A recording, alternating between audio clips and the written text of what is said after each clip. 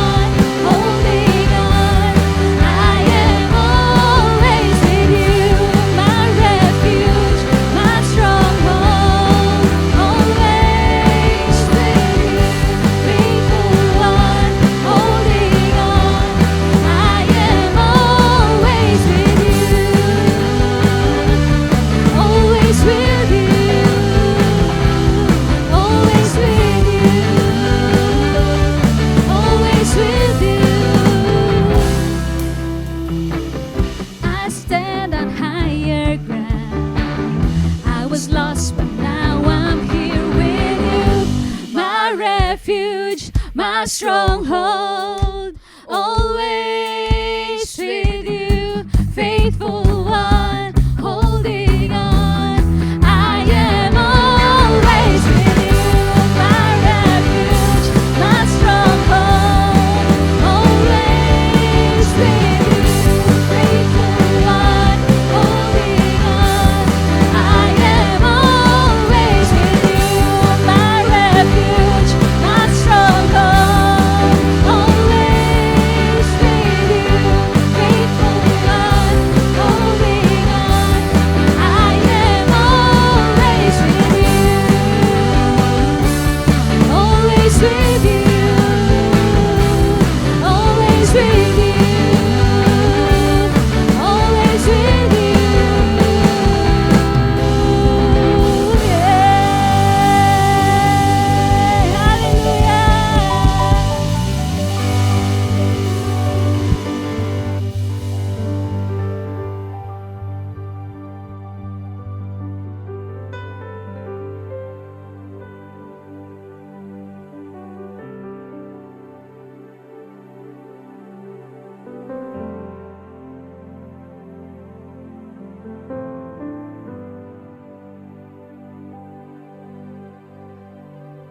Panginoong Hesus, maraming salamat po dahil Ikaw ay nagtagumpay sa cross.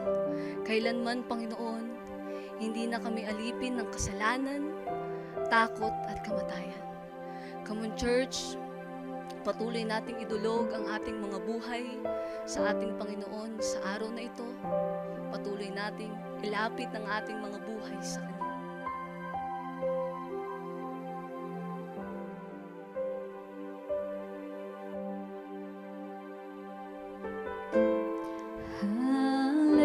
Hallelujah, you have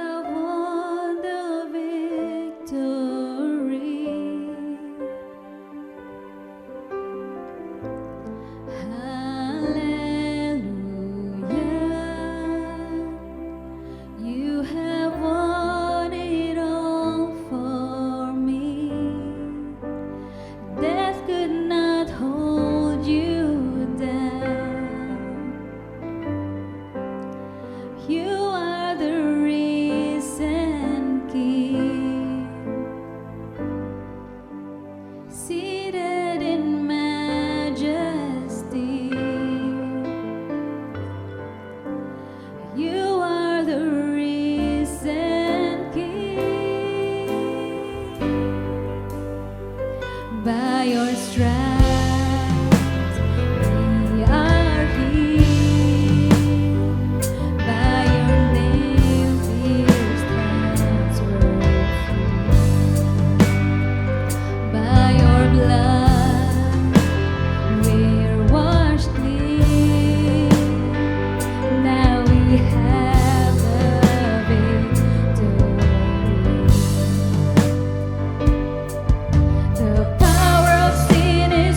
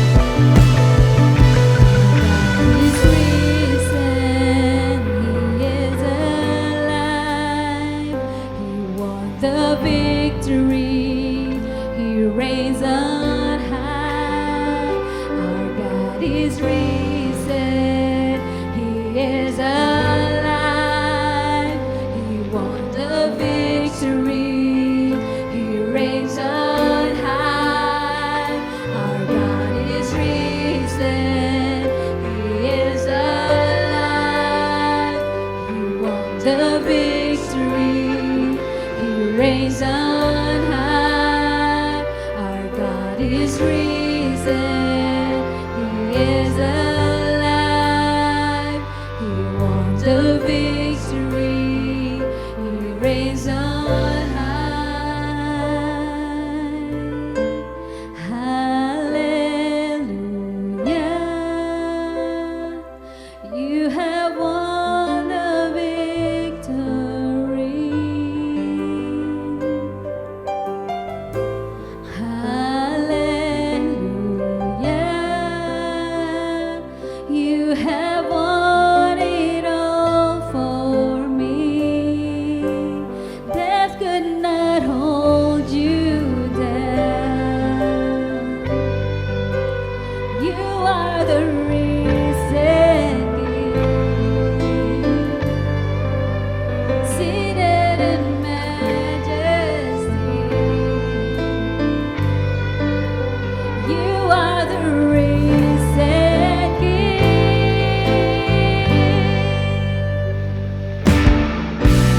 Hallelujah.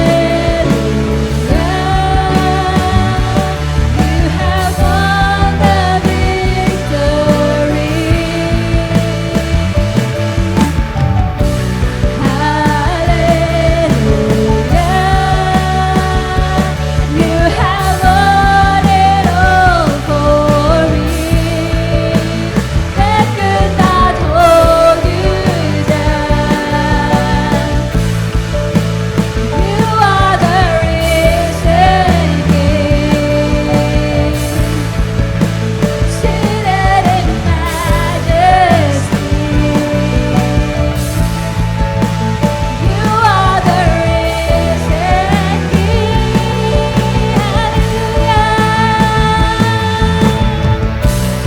Hallelujah. You have won the victory. Hallelujah. You have won it all for me. That could not hold you down. You are the risen King, seated in majesty. You are the risen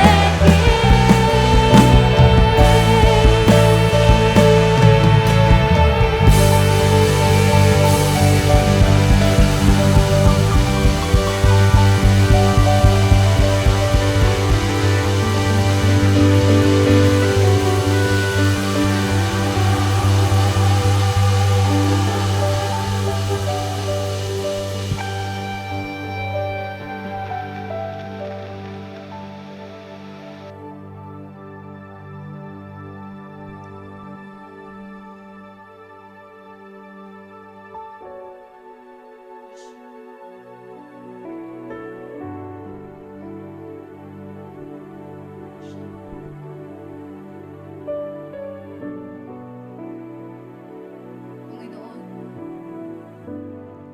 muli kaming nagpapasalamat sa inyo.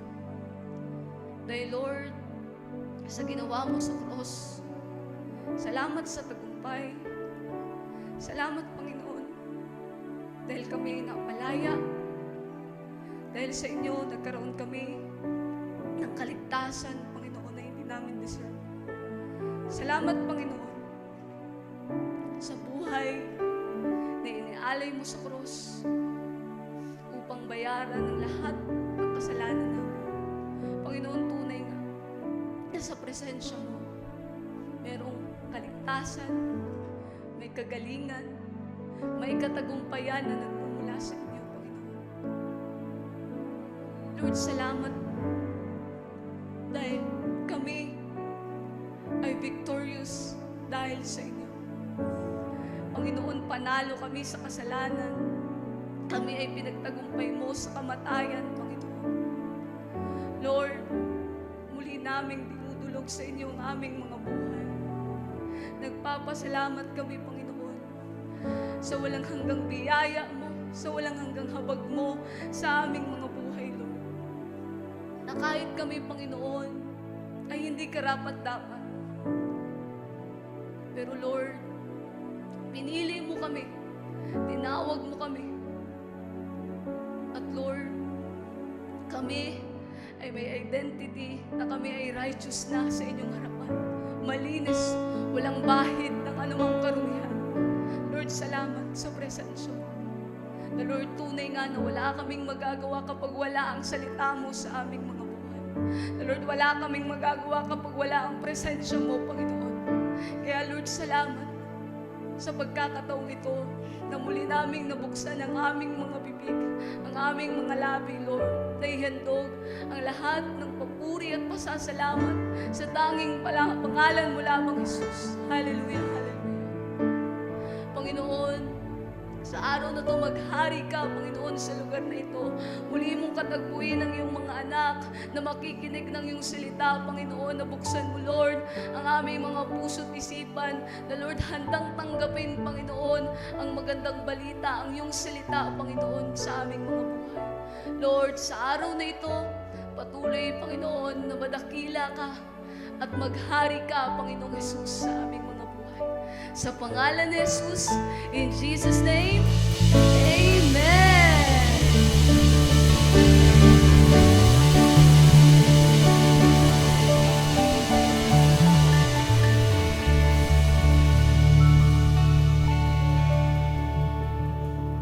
Hallelujah, manatili tayong nakatayo at welcome natin ang magdadala ng salita ng Diyos, ang ating man of God, Pastor Prince Jules Ceres.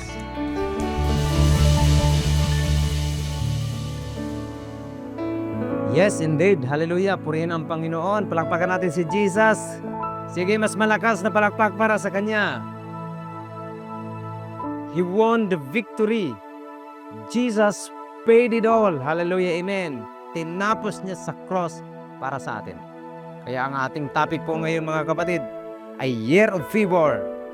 And in Him, we are more than conquerors in every challenges and trials. Amen. Bago po tayo magpatuloy, tayo po muna iumuko at manalangin. Salamat, Panginoon Diyos, sa biyaya at habag mo sa aming buhay. Salamat, Lord, dahil pinakita mo sa amin kung sino kami sa inyo. Pinakita mo na ang aming past, present, and future ay naka-define sa inyo, Panginoon Diyos. Tulungan niyo po ang inyong mga anak na narito sa kanilang pakikinig, Lord, maunawaan, mabuksan ang aming mga mata at aming mga puso. Hindi lamang namin marinig, kundi Lord, maunawaan, ma-receive, maitanim sa aming puso at damdamin, ma-feel, O Lord, upang magkaroon ng manifestation ng aming paniniwala sa inyo. Dakilain at purihin ka in the mighty name of Jesus Christ. Ang lahat ay magsabing, Amen. Amen. Hallelujah. Sige po, pwede po na po tayong umupo, mga kapatid. Ang ating topic ulit ay Year of Favor. Sabihin mo, Year of Favor. At hindi po yan isang year lang, kundi lifetime favor. Amen. We are more than conquerors. Hallelujah. In every trials. Amen. So ngayon po pag-usapan po natin ang isang napaka-powerful na prinsipyo ng buhay sa isang tao na mananampalataya. Maaring hindi natin matagal ngayon ang tao na to. Ang pangalan niya po ay si Isaac. Makita po natin ang kanyang buhay, kung ano ang ginawa niya in the midst of crisis. Alam ko may crisis ngayon, pero ano ba ang ginawa ng taong itong may pananampalataya sa Diyos? Makita po natin yan sa Genesis chapter 26, pero nakikita ko baka hindi po natin matapos ngayon kaya may part 2 ang mensahe ngayon. Amen? Pero bago po natin puntahan ang buhay ni Isaac, tingnan po natin kung ano ang pinakita at ginawa ni Jesus nung siya po ay bago pa lang magpasimula ng climax yung kanyang ministry, yung ginagawa niya dito habang dito siya sa mundo. Amen? Tingnan po natin ang kanyang binasa. Makikita po natin ito sa Luke chapter 4, verse 18 to 19. Ito pang sabi, The Spirit of the Lord God is upon me, because the Lord has anointed me to preach the good news to the poor. And He has sent me to heal the brokenhearted, to proclaim liberty to the captives, and the opening of the prison to those who are bound. And verse 19, to proclaim the favorable year of the Lord. Yan mismo ang binasa ni Jesus sa gitna ng mga tao. At itong binasa niya to ay galing po ito sa time ni Isaiah o kaya sa book ni Isaiah, isang prophecy. So naisulat sa time ni Isaiah at binasa niya fulfillment sa kanyang sarili. Pero mayroong pagkakaiba doon sa kanyang pagbasa. Makikita po natin. Kasi po doon sa book of Isaiah, kung mapapansin mo, balikan po natin. Kasi dito sa Luke chapter 4, mayroon siyang hindi isinama sa pagbasa. Pero kung babalikan mo sa Isaiah, kumplito naman. Now, tingnan natin sa book of Isaiah chapter 61 verse 1 and 2. Same na pagkasulat. Ang sabi niya sa verse 1, "The Spirit of the Lord God is upon me, because the Lord has anointed me to preach good news to the poor. He has sent me to heal the brokenhearted, to proclaim liberty to the captives, and the opening of the prison to those who are bound." And verse 2, "To proclaim the favorable year of the Lord, and the day of vengeance of our God." Yan yung hindi binasa ni Jesus. Yung word na the day of vengeance of our God. So ano nangyari? Kasi dito sa Isaiah, ang sabi dito, to proclaim the acceptable year of the Lord or the favorable year of the Lord and the day of vengeance of our God. Pero nung binasa niya doon sa Luke chapter 4, wala po doon yung word na vengeance of the Lord. Ano ba yung vengeance of the Lord? Yung paghahatol ng Diyos sa hustisya ng Diyos. Kung napapansin niyo doon sa Luke chapter 4, hininto niya lang ang kanyang pagbasa doon sa year of favor. Ulitin ko. Hininto niya ang kanyang pagbasa doon sa year of favor. Hindi niya itinuloy ang pagbasa doon sa the day of vengeance of the Lord. Ang tanong, bakit? Bakit hindi itinuloy ni Jesus na basahin? Kasi po, hindi pinagsabay ni Jesus at ang favor at ang vengeance para sa mga unbelievers. Tayo mga unbelievers pa nung hindi pa natin natagpuan si Kristo. Kasama tayo sa unbelievers. Ibig sabihin, hindi tayo sumampalataya kay Jesus. So dito po, hindi pinagsabay yung favor at saka yung hatol. Bakit? Kasi kapag pinagsabay ang favor at saka ang hatol, hindi tayo maligtas. Diretsuhin niyang hatulan ang tao. Amen. At walang makareceive ng favor. Pero ang ginawa ni Jesus Christ, hindi niya pinagsabay. Inuna niya ang favor at dinelay na pause ang vengeance of the Lord. Bakit? Para ang mga unbelievers, para yung mga tao na hindi pa nakakilala kay Kristo, ay mayroon pang time para magsisi at kilalanin si Jesus sa kanilang mga buhay. Amen. So si Jesus Christ po ay hindi nagkamali. Sinadya niya. May dalawang timeline sa dalawang tao na kanyang tutumbukin. Sa mga believers, sa mga believers, magkasabay nating naranasan ang favor, at the same time, naranasan na rin natin na ma-judge at the same time. Dahil kay Kristo, kasi believers na nga tayo. Ano ibig sabihin? Yung favor na release para sa atin, at ang judgment, yung vengeance of the Lord, ay na-release din para sa atin. Pero hindi tayo ang naparusahan, hindi tayo ang na-judge, si Kristo ang na-judge para sa atin. Amen. Amen. So, hindi mo na hihintayin ang judgment para ma-judge ka. Kasi ang judgment ay nangyari na sa'yo dahil kay Kristo. Amen. Unawain po natin mabuti yan dahil napakahalagang foundation po ng theology yan sa ating buhay para magkaroon tayo ng good expectation of hope sa ating salvation na ibinigay ng ating Panginoon. Amen. So you are not waiting to be judged. You were already judged in Christ. Amen. Sa believers, tayo mananampalataya, tapos na ang judgment. At naranasan natin ang favor. Pero sa mga unbeliever, na-hold pa ang judgment para sila po ay may chance na magsisi at makilala si Kristo. Amen. Dahil kung babalikan ko nga, kung hahatulan ka agad tayo at hindi natin na-receive ang favor ni Lord, lahat tayo dito may impyerno. Pero ang ginawa ni Jesus, finulfill niya ang favor, ni-release niya muna ang favor, dinelay o pinos, amen, ang judgment para ang tao ay makasisi at manambalik sa Kanya. Amen.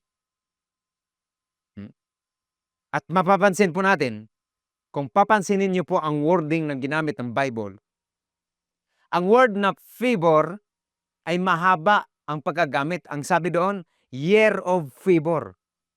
Tingnan mo yung word na year of favor. At yung sa vengeance, ang gamit ay day lang. Day of vengeance. So magkaiba po yung year at yung day. Sa tingin niyo, saan mahaba? Yung taon, yung year, o yung araw lang? Siyempre mahaba po yung year. Tama po ba? Pero ano ibig sabihin dito? Makinig, tingin mabuti. Dahil mayroon tong malalim na revelation sa karakter ni Jesus sa buhay natin. Ano ang unang revelation na mas malalim dito? Bakit mahaba ang year sa favor at ang day ay vengeance lang? Number 1, kasi mas gusto ng Diyos ang mag-bless kaysa mag-judge. Amen. Kaya mahaba ang favor kasi gusto ng Diyos na mag-bless kaysa mag-judge. Hindi siya atat na hatulan ng tao. Gusto niya ang tao na makakilala sa Kanya upang hindi mahatulan at maranasan lang ang pagpapala. Amen. Karakter ng Diyos ay hindi magbigay ng parusa. Kaya nga, na-delay, kaya na-pause para makapag-isip-isip, makapag-repent at manumbalik ang buhay kay Kristo. Amen. Kasi kung i-release ng sabay-sabay yon, favor at the same time, hindi binigyan ng favor ang tao at the same time, hindi naman nagsisi at tinanggap si Kristo, bless lang siya, pero yung justice hindi pa na-serve. May impyerno pa rin ang tao na to. Bless na may impyerno. Ganon ang kalagayan niya. Pero ang ginawa ng Panginoon, binigyan ng favor, binigyan ng salvation at the same time, dinelay ang judgment para sa mga unbelievers. Para makapagsisi. Hallelujah, amen. Purihin ang Panginoon. Yun po ang unang revelation. Pangalawang revelation is this. Favor is a season, vengeance is an event. Kaya mapapansin niyo po, ang word na year, tumutukoy yan sa season. Ibig sabihin, mahaba, tuloy-tuloy. Yung word na day, tumutukoy lang po yan sa event. Ibig sabihin, isang moment, biglaan. No? So, ano ibig sabihin nito? Hindi ka pa ulit-ulit nahatulan ng Diyos, kaya event lang siya, isang araw lang.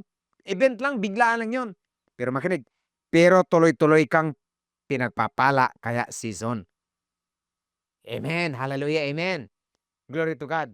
Psalm 30 verse 5. For His anger lasts only a moment, but His favor lasts a lifetime.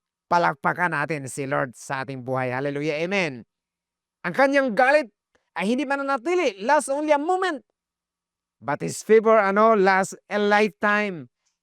Gusto talaga ni Lord na hindi manatili ang kanyang galit sa tao. Gusto niya magtuloy-tuloy ang pagpapala sa buhay po natin. Amen.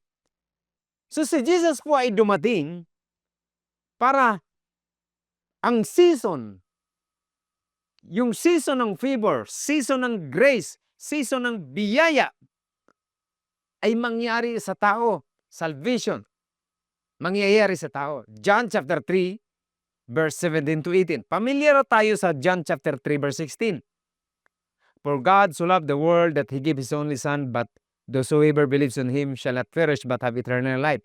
Pero hindi natin napapansin ang verse 17 at 18. Tingnan natin ngayon sa 17. Ang sabi niya sa verse 17, God sent His Son into the world not to judge the world, but to save the world through Him. And verse 18, there is no judgment against anyone who believes in Him, but anyone who does not believe in Him has already been judged for not believing in God's one and only Son. Hallelujah, amen. So makikita po natin mga kapatid, na sa pagbasa po ni Jesus Christ, hinati niya ang prophecy. At mayroong rightly dividing yung word na nangyari. Sa Isaiah chapter 61, na binasa natin kanina, ay ito po ay, mayroon po itong tinutumbok na prophetic timeline. Ano ba ang prophetic timeline? Yung year of favor, yan po ay tumutukoy sa first coming ni Jesus. Kaya binasa ni Jesus at doon siya huminto sa pagbasa. At ang day of vengeance ay patungkol yan sa future or second coming. At doon po mangyayari ang judgment. Amen.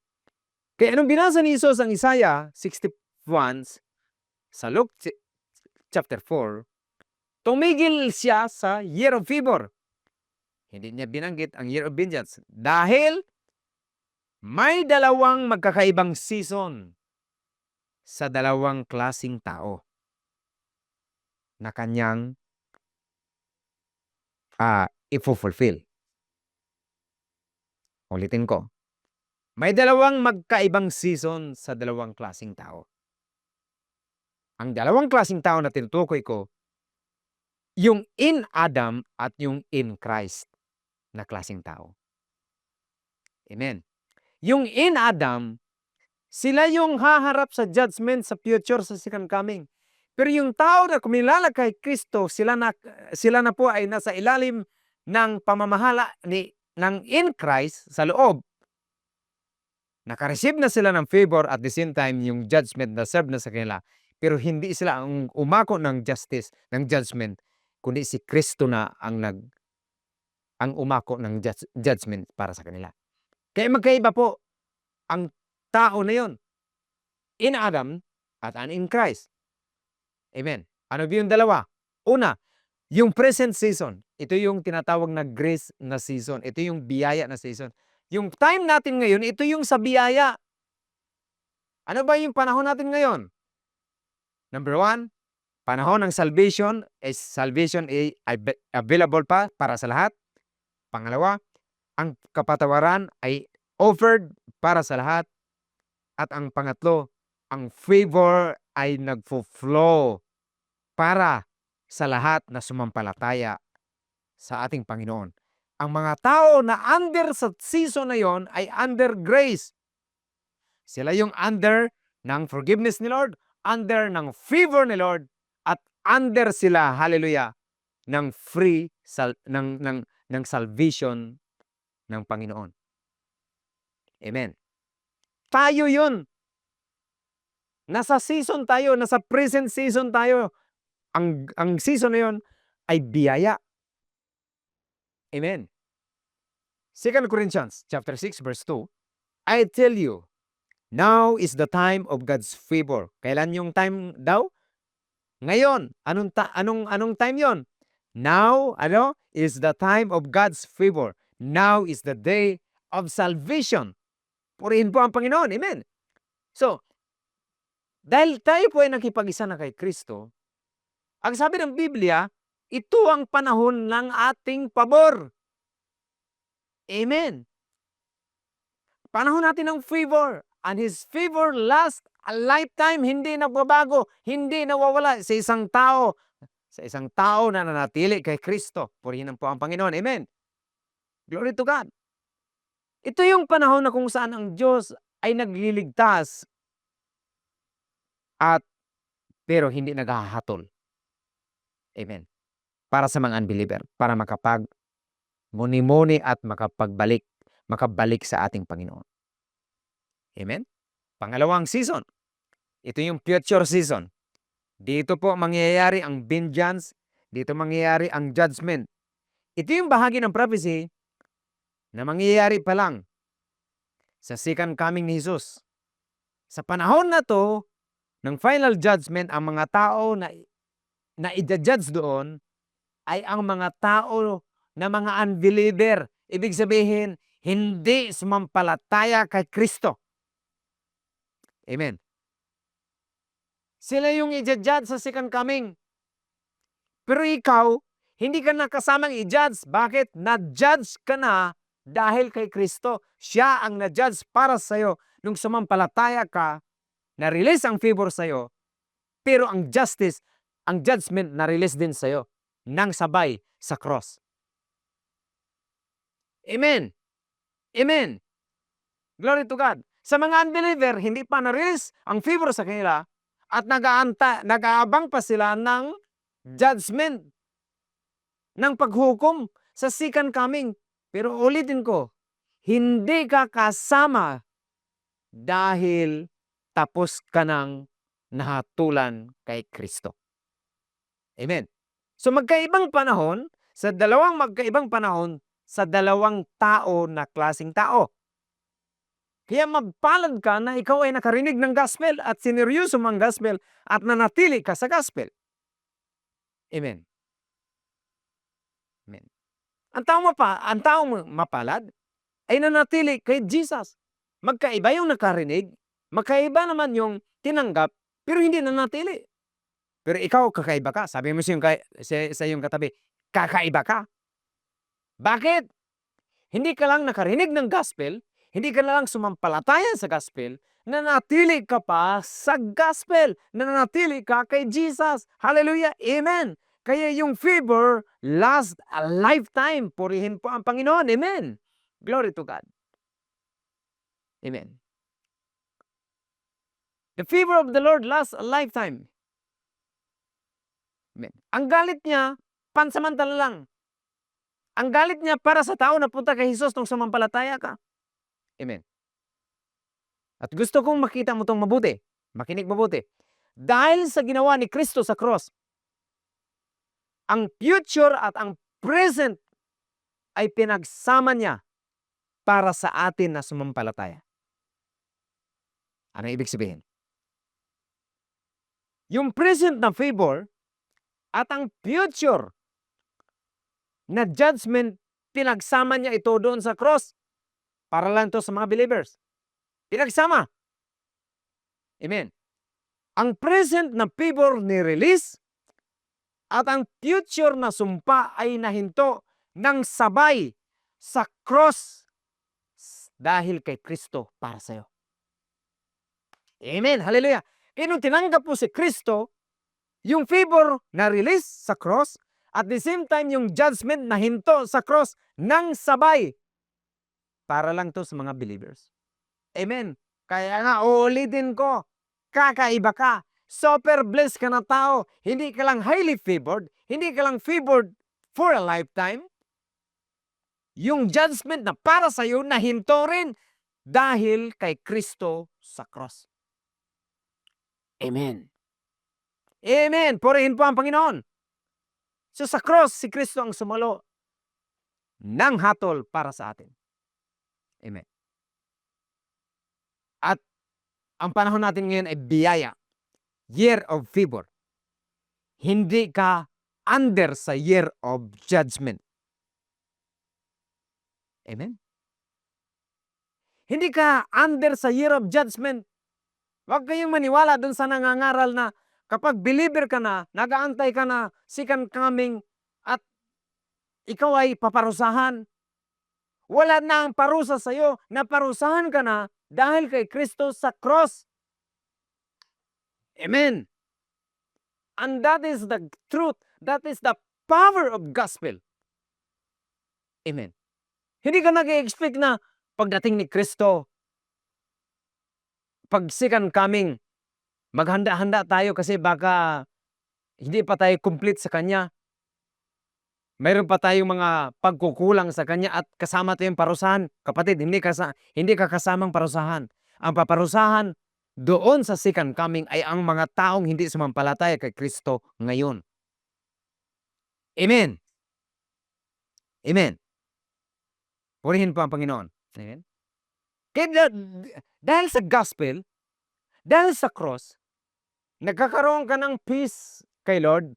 At the same time, nagkakaroon ka ng kapayapaan sa sarili mo, na ang kaligtasan na iyong na-receive, ang blessing na iyong na-receive, ang blessings na iyong na-receive, ay hindi nakasalalay sa performance mo, kundi nakasalalay doon sa obedience, sa perfect performance ni Kristo sa cross para sa iyo.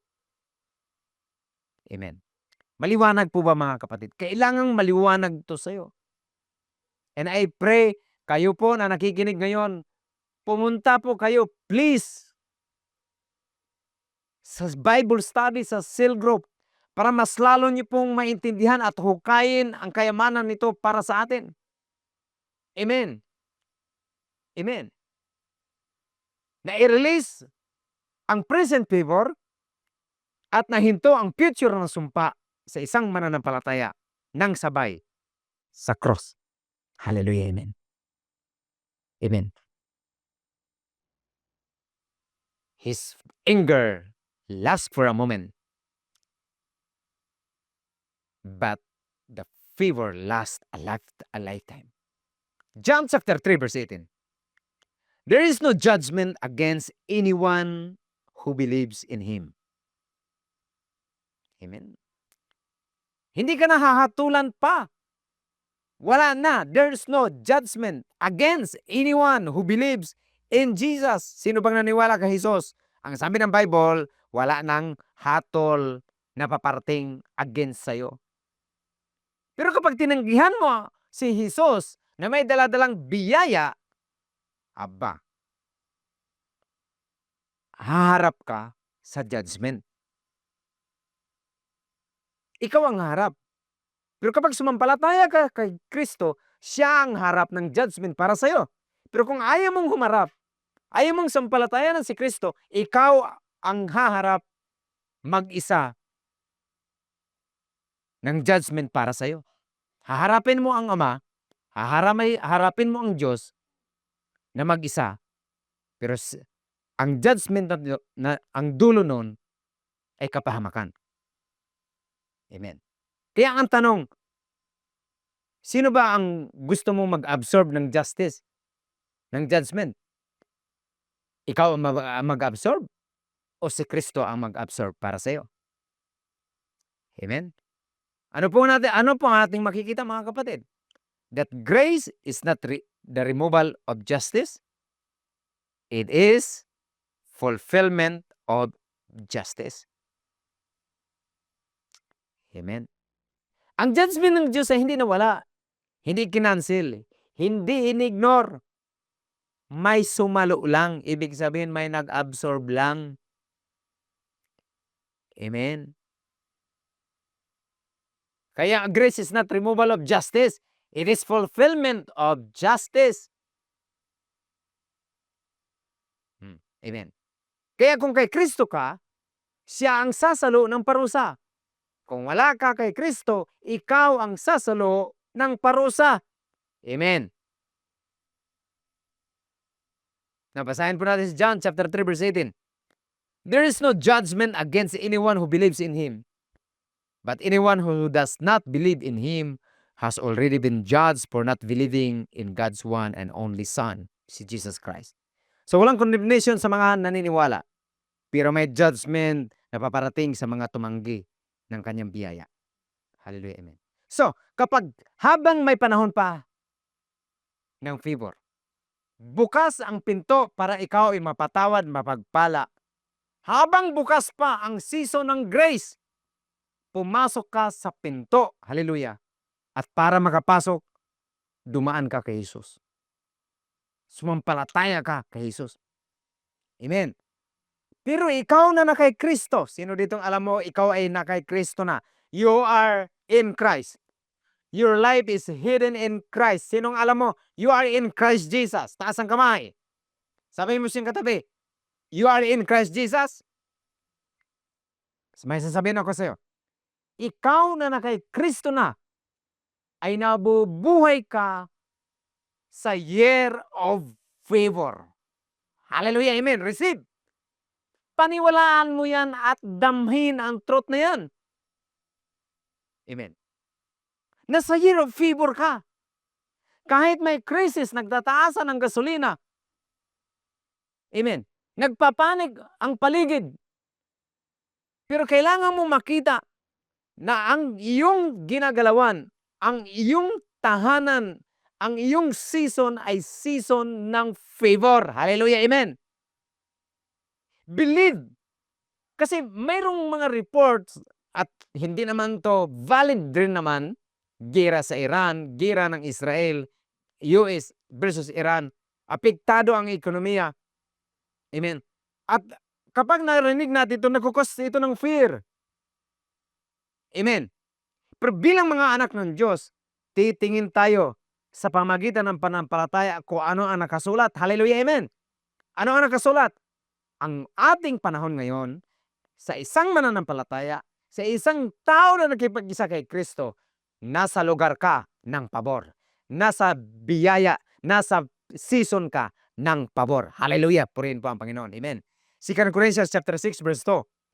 For he says, in an acceptable time I have heard you, and in the day of salvation I have helped you. Ito po ay makita sa Isaiah chapter 49 verse 8. Kinot lang dito sa 2 Corinthians chapter 6 verse 2. Pero may dugtong yan. Behold! Ano sabihin yan? Ngayon na ang araw. Behold! Now is the accepted time. Behold, now is the day of salvation. Ano ibig sabihin ng accepted time? Now is the time of favor. Amen. Amen. Hallelujah. Glory to God. Yes, amen. Ito ay season ng grace. Amen. At para sa iyo na mananampalataya, every year, every month is a month of favor. Every year is a year of favor. Every day is a day of favor. Huwag mong sabihin na, sana April, maging mabait ka naman sa akin. No! Lahat ng buwan sa isang mananampalataya, lahat ng buwan, mabait sa'yo. Mabait sa'yo si January, mabait sa'yo si February, si March, mabait sa'yo, si April, si May, hanggang June, July, August, September, October, November, December, mabait sa'yo. Hindi mo pwedeng sabihin na, sana mabait. Hallelujah. No, you are under favor. Hallelujah. Amen. In Christ Jesus. Purihin po ang Panginoon. Amen. Palakpakan natin si Jesus Christ. Every year is a year of favor. Dahil ikaw ay na kay Kristo. Amen.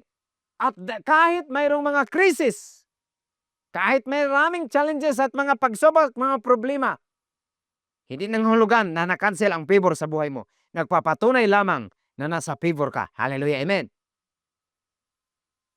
Romans chapter 5 verse 1. Therefore, since we have been made right in God's sight by faith, we have peace with God because of what Jesus Christ our Lord has done for us. Because of our faith, Christ has brought us into this place of grace. Anong place yun? Grace. Ang place mo ngayon, grace. Where we now stand. Doon ka nakatayo. Amen. And we confidently and joyfully look forward to sharing God's glory. We can rejoice too when we run into problems and trials. Biriin mo, may problema ka na, may pagsubok ka na, may kagalakan pa. Why? For we know that they help us develop endurance, and endurance develops strength of character, and character strengthens our confident hope of salvation. And this hope will not lead to disappointment. For we know how dearly God loves us because He has given us the Holy Spirit to fill our hearts with His love. So anong makikita po natin dito sa verse 3? We can rejoice too when we run into problems and trials. Ibig sabihin niyan, trials don't cancel favor. They confirm it. Hallelujah. Amen. Amen.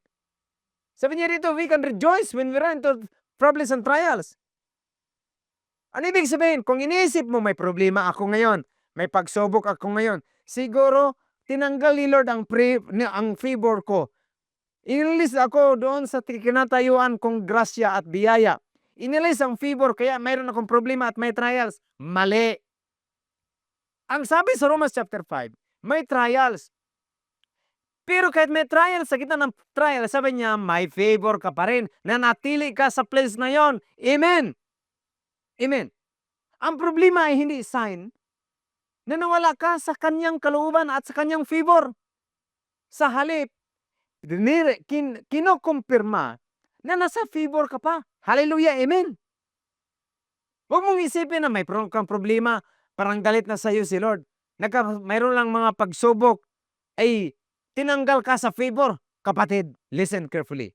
Nanatili ka sa favor, sa lugar ng favor. Ang season, ang year, ang araw ay nanatili ka. Bakit?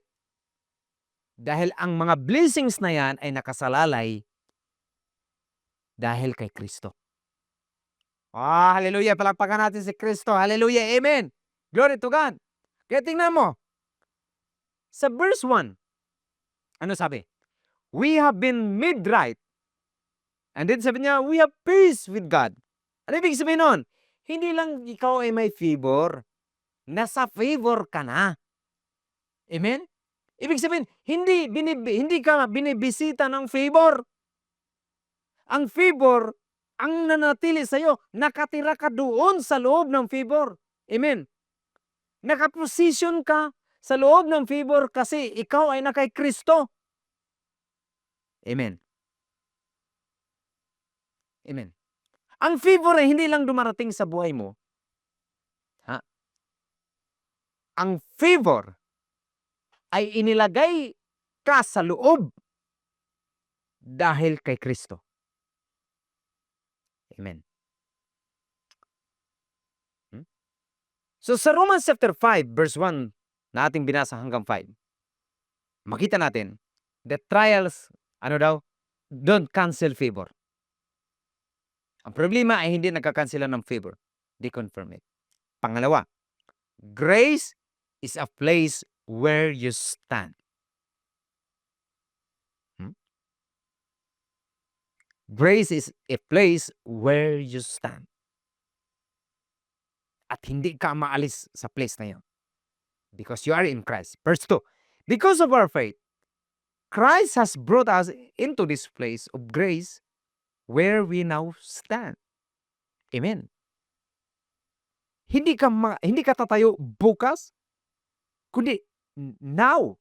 Sabi mo nga, now. So ito yung lugar, hallelujah, na mayroon kang spiritual position.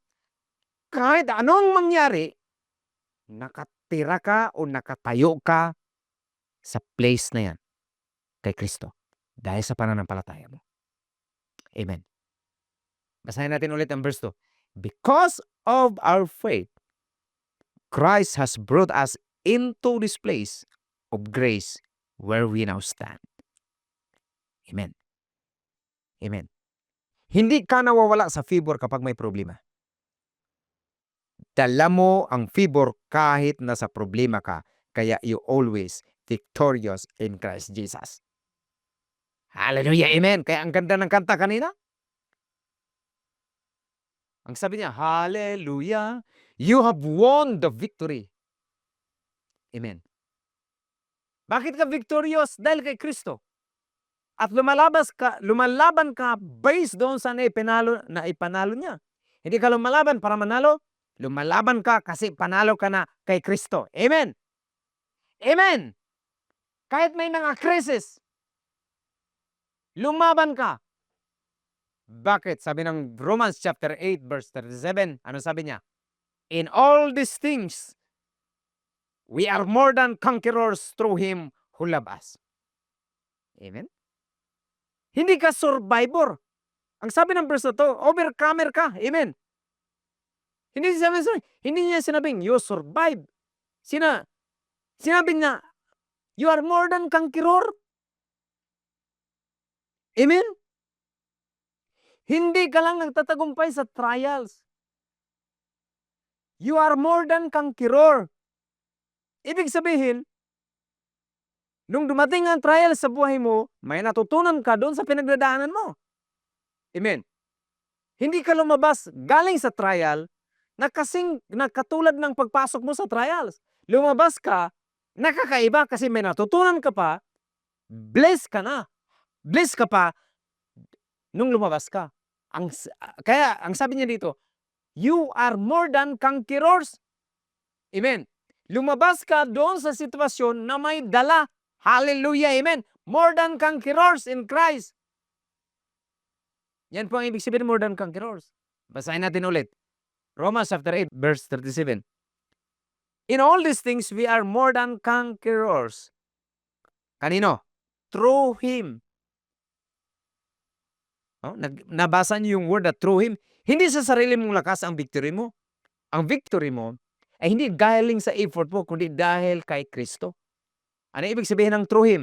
Kailangan mo lang manatili kay Kristo, kaya ka laging victorious. Hindi lang victorious, more than victorious, more than conquerors through Him. Hallelujah. Palakpakan natin si Lord. Hallelujah. Amen. Amen. Hallelujah. Purihin po ang Panginoon. So may trials. Kahit may trials sa chapter 5, ang sabi niya, rejoice in suffering. And then dito sa verse 8, chapter 8 ng Romans, more than conquerors. Amen. So ang favor ay hindi tinanggal ang laban sa buhay.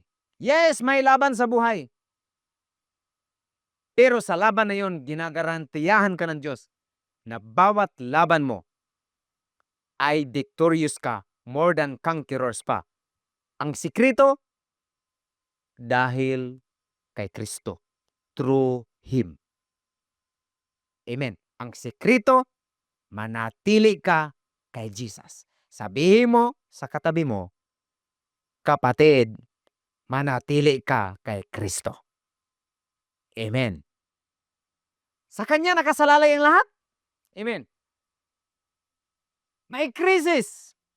Pero sabi ng Bible, you are more than conquerors. Amen. Tingnan mo, Romans chapter 8, verse 35 to 37.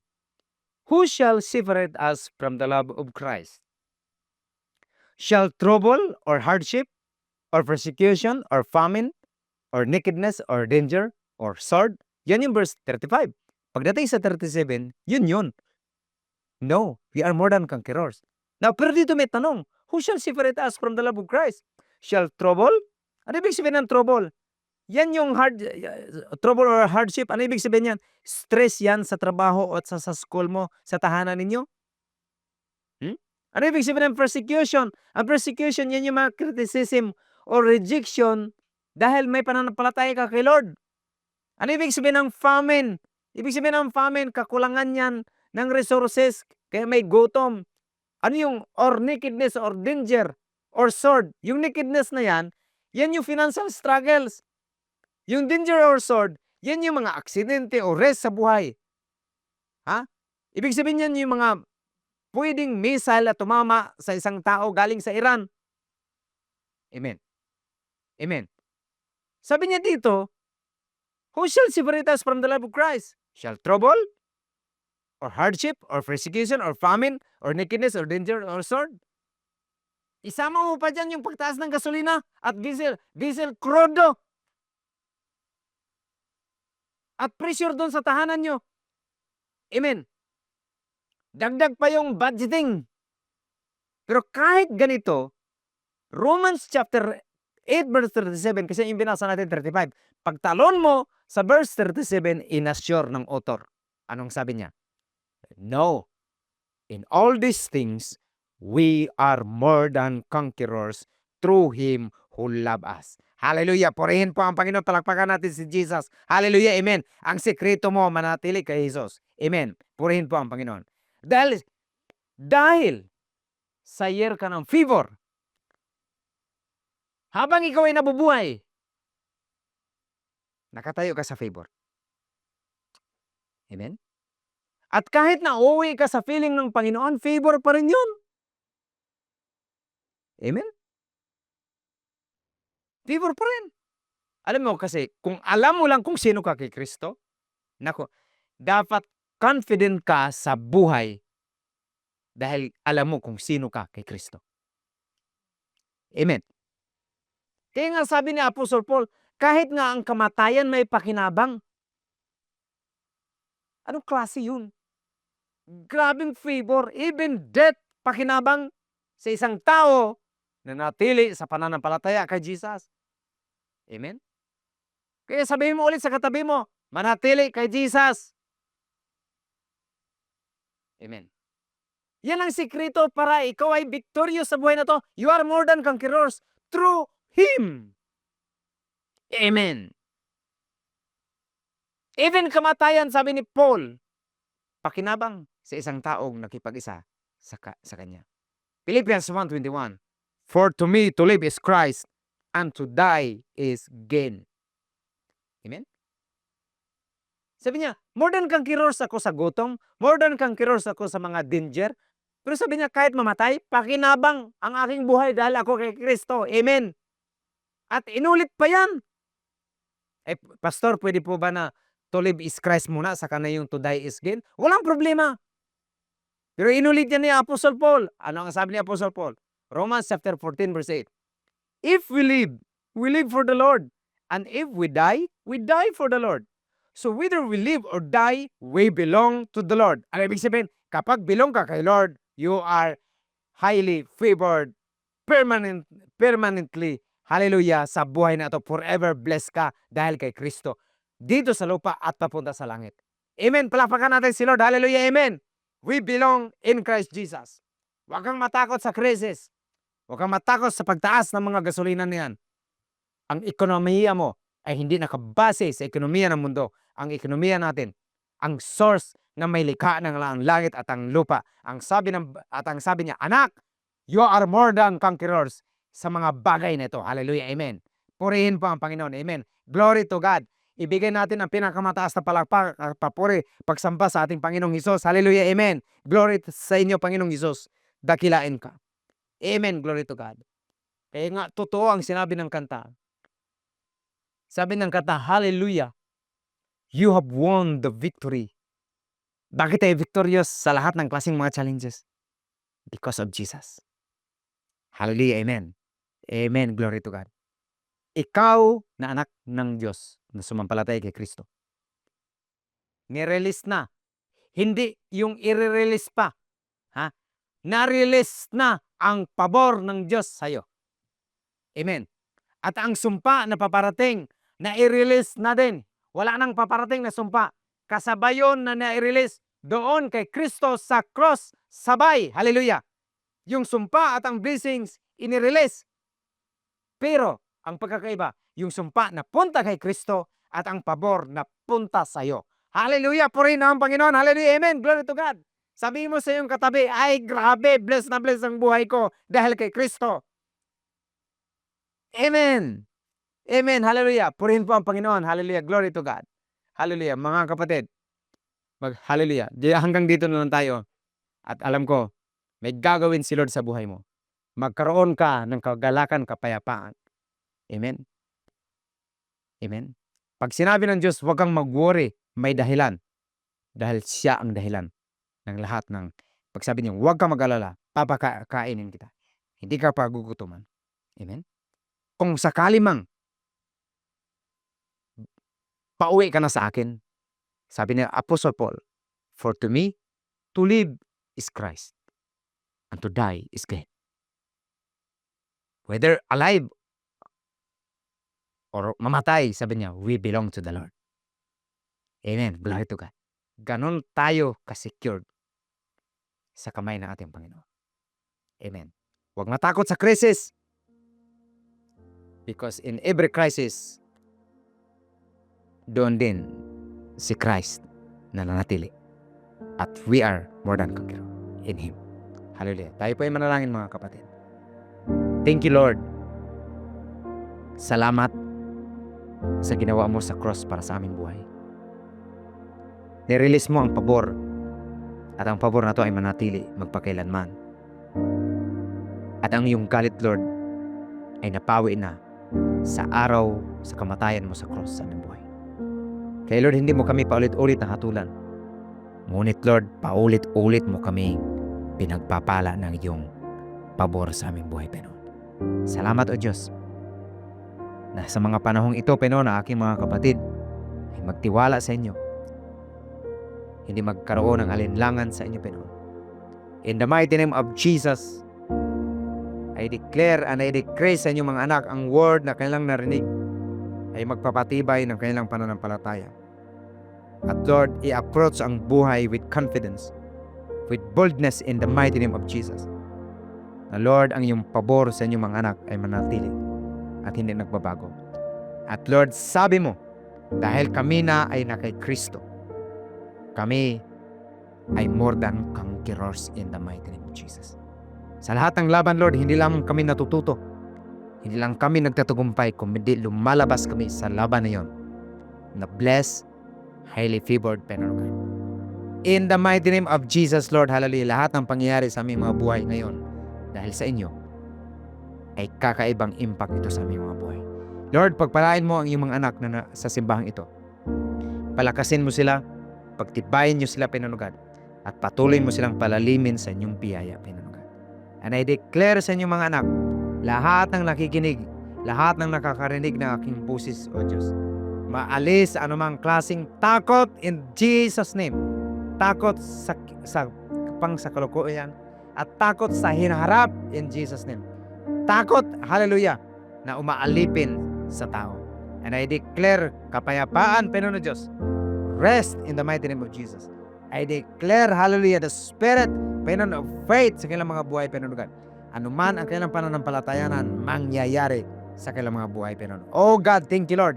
Hindi dahil kami ay magaling, hindi dahil sa sarili naming lakas, kundi umaasa kami sa galing mo, umaasa kami sa kalakasan, sa biyaya na nanggagaling sa inyo, Panginoon Diyos. Salamat, Panginoon, sa araw na to. Dakilain at purihin ka, Lord. I-bless rin po, Lord, ang aming parating na youth camp. Pagpalain mo ang mga kabataan na parating doon. At i-bless mo lahat, Lord, ang sumusuporta financially. Hallelujah. Ibalik mo sa kanila 1,000 folds in the mighty name of Jesus. At Lord, pagpalain nyo rin po, Panginoon, lahat ng nanalangin, lahat ng kasangkapan sa gawain ito. I-bless mo, Panginoon, ang gawain ito for your glory. In the mighty name of Jesus. Ang lahat ay magsabing, Amen. Amen. Magkikita-kita po tayo sa susunod na linggo. God bless you. Highly favored, more than conquerors in Christ Jesus. Shalom.